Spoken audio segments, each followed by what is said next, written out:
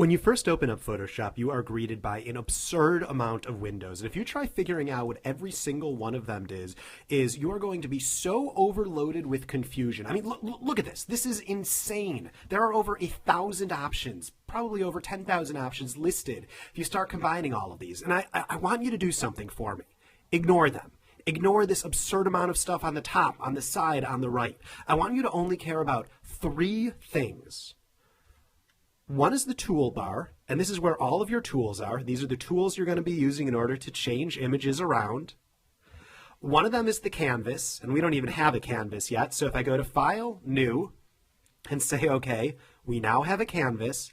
And the last thing is the Layers palette. So I see that it says Layers right here, so I can click this. If you can't find where it says Layers right there, just go into Window, Layers, and then it will pop up just like that. Now, if you're having trouble finding just about anything, all you need to do is go into Window, and if you know the name of it, it's probably going to be listed right here.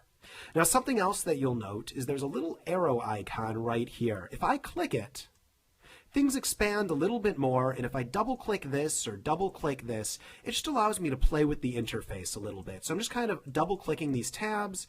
I can hit this arrow, I can click this, and it's different ways to interact with the interface. For now, I'm going to keep the interface like this, or in fact, let's simplify it a little bit more. So I'm going to drag out this Layers tab. You can see how it drags into a floating window. And I am going to close this, and in fact, I'm going to drag this out right here. I'm going to hit X. See how it has an X right there? Just to get rid of them. So now, literally, the only things we have, here, let's drag this back to the side. The only things we have is we have the tools, we have the Layers palette, and we have the canvas right here. And that's all I want you to worry about. And again, if you don't know where the Layers palette is, just go into Window, click on Layers, and you're good. All right, now we're all on the same page.